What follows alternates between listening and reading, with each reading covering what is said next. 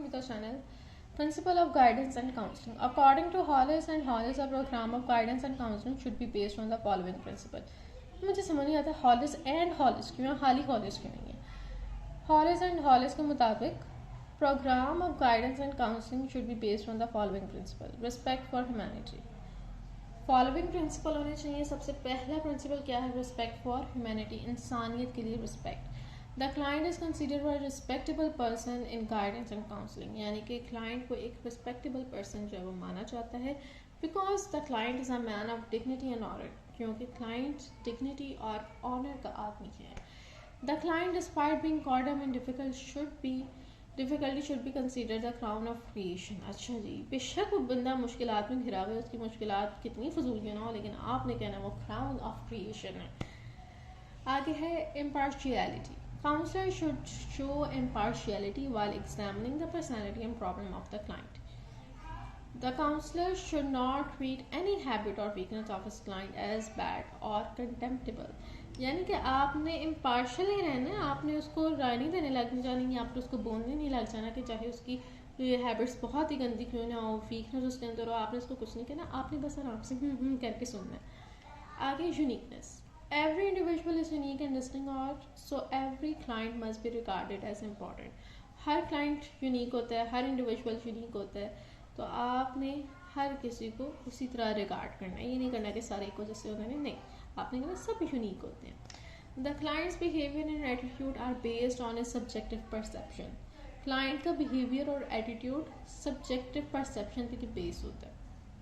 Hence the client individuality and social status should be taken into consideration in guidance and counseling. अब आपकी जो भी सोच है वो आपके हालात वाक़यात और आपकी ज़िंदगी में आपने जो भी अभी तक एक्सपीरियंस किया उसी की बेस पे होगी. ये तो नहीं होगा कि आप उतरे और आपके पास ये परसेप्शन थी. No, it is based on your life, it is based on the experiences of your life.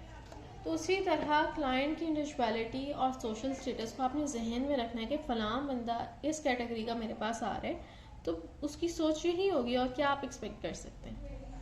The counsellor should show flexibility in his approach according to the client's personality. Counsellor को flexibility show करनी चाहिए client की personality को देख के. Secrecy. The secrecy of the information obtain from the client should be ensured. जो भी वो आपको बता रहा है वो आपने सीक्रेट रखना है. Helping the client involve access to all the hidden recesses of his personality. Helping the client का मतलब ये है कि आपको उसकी पर्सनैलिटी की जितनी भी हिडन चीज़ें हैं वो सब पता चल जाएंगी. Afterward it is however necessary for the counsellor to maintain secrecy. तो अब आपकी जिम्मेदारी है कि आपने सीक्रेसी को मेंटेन करना है, because it is part of professional ethic. ये आपके प्रोफेशनल एथिक का पार्ट है, ये आपकी जिम्मेदारी. अगर आप नहीं करेंगे, सपोज करें आप, तो मैं नहीं करता, वो आपके पर केस कर सकते हैं. आगे continuity.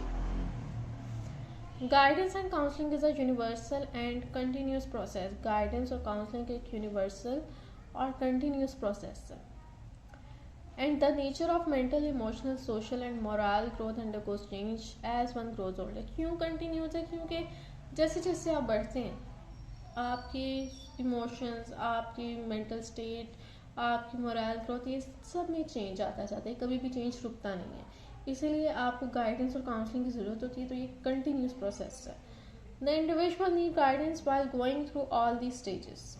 It can benefit a person from early childhood to old age. आपको मुसलसल गाइडेंस चाहिए और ये आपको अर्ली चाइल्डहुड से लेके ओल्ड एज तक हेल्प करती है. Development of personality. The process of guidance and counselling facilitate personality development. Guidance और काउंसलिंग इस तरह की होनी चाहिए कि अगले बंदे की पर्सनैलिटी में डेवलपमेंट आए, ना कि वो और ज़्यादा स्यापे में पड़ जाए कि मैं तो बता के ही फंस गया हूँ, किसके सामने में बता रहा हूँ. The process of positive change in the individual's behaviour continues. उसके बिहेवियर में पॉजिटिव चेंज आना चाहिए और वो चेंज कंटिन्यूस होना चाहिए. However this process may be disrupted by problem और हर्डल्स. हो सकता है कि ये प्रॉब्लम और हर्डल्स की वजह से डिस्टर्प्ट हो जाए. Guidance let's this halted process of development begin again. Guidance के जरिए आप इस प्रोसेस को दोबारा से शुरू कर सकते हैं. आगे basic needs. It is the basic right of every individual to receive guidance. ये हर बंदे का बेसिक राइट है कि उसको गाइडेंस की जाए, यानी कि उसको उसकी रहनुमाई की जाए. The individual may need extra information or services of a qualified expert at any stage of life. Individual को एक्स्ट्रा इंफॉर्मेशन और सर्विसेज चाहिए होती हैं ऑफ अ क्वालिफाइड एक्सपर्ट, एक क्वालिफाइड एक्सपर्ट की किसी भी स्टेज में लाइफ की. ये उसका बेसिक राइट है कि उसको किसी भी केस में लाजमी दी जाए. डिस्पाइट दिस बेसिक राइट, इस बेसिक राइट के अलावा individual can not B force into it. आप उसको फोर्स नहीं कर सकते, नहीं ये तुम्हें तो गाइडेंस चाहिए, इधर बैठो तुम मुझे बताओ. नहीं, उसको खुद से होना चाहिए कि मैं आपको बता रहा हूँ तो आप मेरी हेल्प करें, फिर ये ठीक है. इंडिविजुअल हैज़ अ, क्या लिखा हुआ ये रेज हुआ हुआ है, इसका मतलब ऐसा ये है कि इंडिविजुअल के पास ये राइट होना चाहिए कि वो सीख करे गाइडेंस या फिर नहीं. Process of guidance can not be initiated without the willingness और corporation of the affected person. Willingness के बिना गाइडेंस कभी भी स्टार्ट नहीं हो सकती. आगे acceptance of truth. If during guidance the counselor realizes the case does not fall within his expertise or he is not qualified enough to deal with this method, then without any hesitation he should refer the client to some other qualified expert. अगर suppose करें आप counsellor हैं और आपको counselling के दौरान लगता है कि जो बंदा मुझे मसाइल बता रहा है वो मेरी एक्सपर्टीज़ में नहीं है, तो आपने ये नहीं कहना आप पैसे आ रहे हैं आने दो, आपने कहना नो. ये आपके प्रोफेशनल एथिक है कि आपने उसको नो करना है और उसके अलावा आप उसको किसी और की तरफ भेज दें, आप उसको रेफ़र कर दें किसी और को जिसकी एक्सपर्टीज़ में वो आता हो. आगे legal status. The process of guidance enjoys moral and legal sanction. Process of guidance enjoy करता है मोरल और लीगल सैंक्शन को. If its finding can be furnished as a proof in the court. वो कहते हैं कि आपने जो सपोज करें आपने एक बंदे की गाइडेंस की, अब उसके ऊपर केस बना हुआ है और जो आपका रिजल्ट निकला ना गाइडेंस और काउंसलिंग के बाद उसकी, तो उसके बिल्कुल उलट है, तो आप कोर्ट में जाके उसके बारे में गवाही दे सकते हैं कि मेरा ये देखिए मैंने इसकी काउंसलिंग की है, मेरे पास ये प्रूफ है, ये बंदा तो ऐसा है ही नहीं. तो आपकी जो यानी कि कह लें कि जो आपका रिजल्ट है वो बेसिकली प्रूफ है, वो एविंग की बातें नहीं है, तो बहुत केयरफुल रहना है. Achievement of goal. Adjustment, cognition and development are particularly emphasized among the goals of guidance and counseling. Adjustment, cognition और development.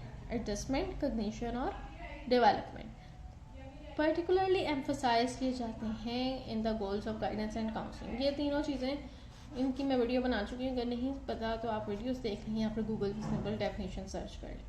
It is therefore necessary to keep them in view during the process of counseling. इसीलिए ज़रूरी है कि आप इनको अपने जहन में रखें जब आप किसी की काउंसलिंग कर रहे हो कि ये तीनों चीज़ें जो हैं वो उस बंदे की मैंने करनी है, या ये चीज़ें जो हैं वो उसके अंदर यानी कि इनको मैंने डेवलप करनी है.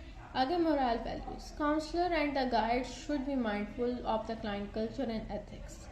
काउंसलर और जो गाइड उसको कर रहे हैं उसके जहन में होना चाहिए कि फ़लाँ बंदा जो मेरे सामने बैठा हुआ है उसका कल्चर क्या है, उसके एथिक्स क्या हैं, वो किन बातों में बिलीव करते हैं. The difference between Eastern and Western tradition should not be ignored in this regard. आपने वेस्टर्न और ईस्टर्न ट्रेडिशन के फ़र्क को अपने जहन में रखना है.